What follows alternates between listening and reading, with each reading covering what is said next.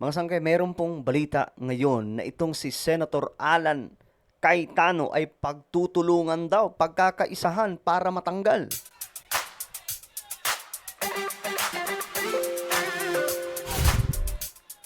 Alright, hello guys. Muli po tayo nagbabalik dito sa ating YouTube channel para pag-usapan po itong magulong politika sa Pilipinas.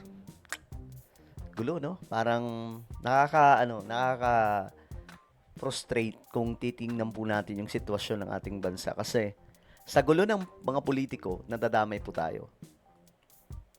'Di ba? Damay po ang buong bansa. Kapag napapahiya ang gobyerno, pahiya ang buong bansa. Kapag ka may rigo doon, may gulo ang ating politika, ang mga politikong ito, nadadamay ang buong bansa. Kasi sila po yung mga leader natin eh. Ngayon mga sangkay, kakatapos lang ng kudita, may kudita na naman daw pong magaganap next week. Next week daw po.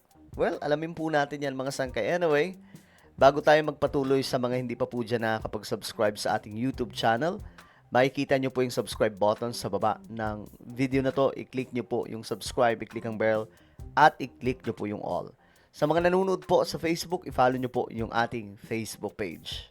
Alright, so, eto na mga sangkay, tingnan po natin, alamin po natin ang balita tungkol po dito sa may pinaplano na naman daw po na kumbaga something na magdudulot na naman po ng isang malaking pasabog.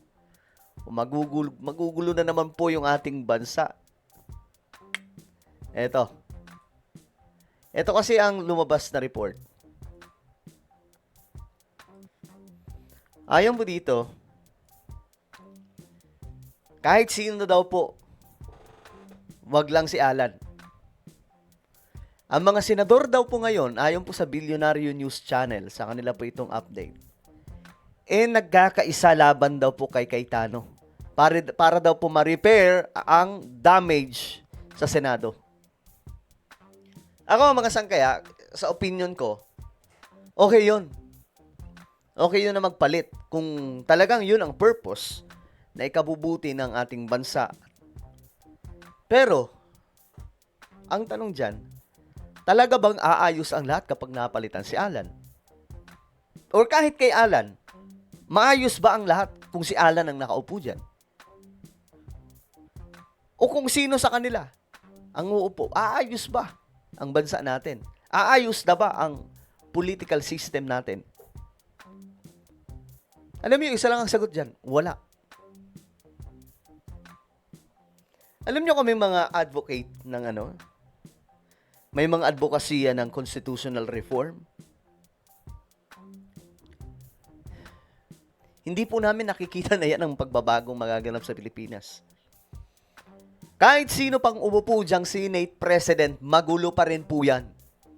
Nire-real talk ko na kayo, bahala kayo kung kakampi kayo sa mga DDS o mga loyalista. Kahit sinong umupo dyan, pare-parehas po yan, gugulo pa rin. Bakit? Bulok ang 1987 Constitution. Alam nyo ba, guys, na kahit wala na po si Corazon Aquino, parang namumuhay pa rin po tayo sa panahon ni Cory Aquino? Dahil po sa Constitution na hawak ng gobyerno po natin ngayon, sa Ligang Batas. Bulok po yan, basura po yan eh. Pero kailangan din po natin yan para hindi magkanda gulo-gulo lalo. Pero, ang pinaka-the best dyan, ayusin nyo yung Constitution natin. I-correct yan. I-correct na. Nakikita na po natin yung masamang epekto eh. 'Di ba? Tingnan nyo po yung epekto sa atin. Bagsak ang ekonomiya. 'Di ba? Maraming walang trabaho. Hindi dahil mahina si PBBM, kundi dahil po sa 1987 Constitution. 'Di ba? Tingnan nyo, si BBM, ginagawa po ang lahat. Nagtatrabaho ng maayos. 'Di ba? Pero bakit hindi po tayo makadire-diretso sa pag-usad? Nag-aaway yung mga politiko. Bakit sila nag-aaway? Dahil bulok ang sistema ng political system sa Pilipinas. Diyos mio, Marimar. Kahit, alam niyo itong planong pagpapalit kay Alan, okay naman yan eh. Kung talagang iyan ang magbabago sa lahat. Pero hindi, mga sangkay eh. Hindi po yan. Ako wala na akong dito, bahala. Siguro naman kahit di na natin basahin ang impormasyon kasi Umuugong naman daw po ito talaga. Ayan nga po, mga sangkay, binunyag na may tangkang pagpapatalsik. Next week daw po, ang pagkakaalam ko, Monday, gagawin. No? Pero ito lang yung tanong.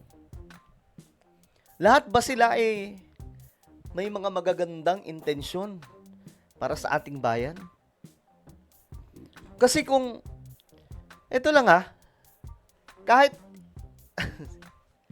kahit ipusta pa natin yung daliri natin kung yayaman ang Pilipinas kapag nangyari ang pagpapalit ng presidente, pagpapalit ng Senate President, pagpapalit ng mga kongresista, hindi po yayaman ang Pilipinas dahil doon. Hindi po bubuti ang kalagayan ng Pilipinas dahil doon. Ayusin ninyo, kayong mga politiko, ayusin nyo yung constitution natin, i-correct nyo na yan. Kasi kaya po tayo nagkakanda gulo-gulo dahil po dyan sa 1987 constitution na bulok. Pagdating po sa legislative, 'di ba? Sa judiciary, executive, 'di ba? Pagpapatupad ng batas. Pambihira. Problemado lahat. Alam nyo, sayang nga po ang Pilipinas, ang ganda-ganda eh. Kung tutuusin, mas maganda pa po tayo kaysa sa Japan. Pero bakit tayo hindi makausad-usad? Ang Japan lagi pong nililindol ng malakas.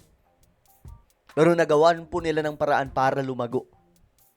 May mga iba nagsasabi, ito yung naratibo ng iba eh. Kapag hindi na daw kailangan na ayusin yung constitution. Ayusin lang daw yung mga pag-uugali ng mga politiko. Ayusin lang daw ang sistema nito mga politiko at pag-iisip nito mga politiko. Tanggalin lang daw po ito mga politikong mga garapal, mga kurap. Kalokohan yan. Kaya nga po sila naging ganyan dahil po sa bulok na sistema eh. Imaginin mo ang bait-bait mong tao, pumasok ka sa politiko, sa politics. Pagdating mo sa politics, na-involve ka sa kahit na ano pang mga kalokohan sa loob. Kasi nga po, yung sistema nananalaytay. Kahit gaano mo pa kabait, pagdating mo doon, nagiging siraulo ka. 'Di ba? Kasi nga may mali sa sistema eh. Alam niyo kung parliamentary system lang po sana tayo, hindi po tayo ganito kagulo. 'Di ba? Tingnan niyo mga sangkay yung ibang mga bansa, like Singapore. Mga parliamentary system yan. Ang ganda 'di ba ng patakbo. First world country na po sila after po palayasin ng Malaysia. Japan, parliamentary system. Mga bansa sa Europe, parliamentary system, malalago. Tayo, kamusta? Diba? Wala, ito. Nag-uunahan po tayong kung sino maging malakas na kupal sa Senado at sa Kongreso. Ganito lang yan eh. Tayo, sa Pilipinas, masyado po tayong maaangas. Masyado tayong balasubas. Sa Pilipinas, Pero pag pumunta tayong ibang bansa, China, Middle East, pagdating natin doon ang babait natin. Bakit? Kasi maganda yung sistema. Kapag kabalasubas ka doon, dadakpin ka. Makukulong ka. Kapag ka ganito ang gawin mo doon, alam ng lahat kung ano po ang batas. 'Di ba? Alam ng lahat kung anong kailangang gawin. That's why, kung balasubas ka dito, pagdating mo doon, halimbawa, pagdating mo sa Saudi, ang bait mo. 'Di ba? Kasi yung sistema po yung nag-aayos sa lahat, nag-o-organize sa lahat, nagpapatino sa lahat. Sa atin kasi, kita nyo, hindi nga po natin alam kung sino dapat ang sundin. Yung ombudsman, sinabi na yung CCTV. Yung Senado, ayaw ibigay yung CCTV. Walang magawang ombudsman. Diba, hindi natin maklaro kung ano pa talaga sino yung nakatataas. Tapos yung Supreme Court ang tahimik. Diba? Ang gulo ng bansa natin. Walang klaro kung sinong susundin. Walang klarong sistema talaga. Tapos wala pang pangil. Kaya ang nangyayari, nagkalat yung mga adiktos, 'di ba? Nagkalat yung mga tao sa paligid. Kaya nga dumadami na naman mga sangkay yung gumagamit ng pinagbabawal na pulburon eh. Kita nyo ngayon mga sangkay, normal na ulit yung bakbakan sa labas ng kalsada. 'Di ba? Sana nga ituloy na po ni PBBM yung parliamentary system eh. Ako marami ang natatakot kasi baka daw magtagal si PBBM kasi mag-parliamentary system. Guys, hindi nyo gets kung ano yung parliamentary system kung yan ang iniisip ninyo. Madali ka mong magtanggal ng prime minister kung parliamentary system tayo. Hindi na kailangan ng impeachment. Hindi na kailangan ng rally. May kaunting skandalo lang, tanggal ka. Kita nyo, yung UK noon, nung pandemic, nakailang palit sila ng prime minister. Maraming beses. Kasi nung nakita nila mukhang hindi tama yung pagpapatakbo, tanggal ulit, palit ulit. Ganun mga sangkay dito sa ating bansa kahit 'di ba? Kahit anong issues na yung binato, wala pa rin, pakapalan lang ng mukha. Ganun. 'Di ba?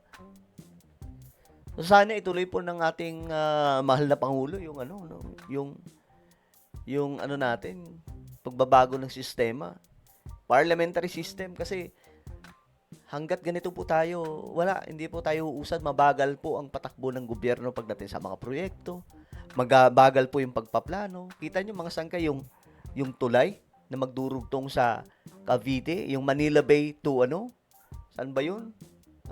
Yung tawid, mga sangkay, ng dagat. 'Di ba? Hindi pa rin po magawa-gawa ngayon. Bakit? Kailangan pagplanuhan ng matagal-tagal, humanap ng budget. Matagal ang proseso. Well, ayan, mga sangkay. Anong opinion nyo dito?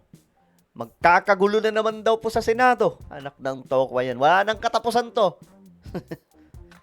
Anong inyong opinion? Comment down below. Meron tayong YouTube channel. Ito po ay Sangkay Revelation. Hanapin nyo po ito sa YouTube ngayon din. Kapag nakita nyo na, i-click nyo po yung subscribe, i-click ang bell, at i-click nyo po yung all. Ako na po ay magpapaalam. Mag-iingat pong lahat. God bless everyone.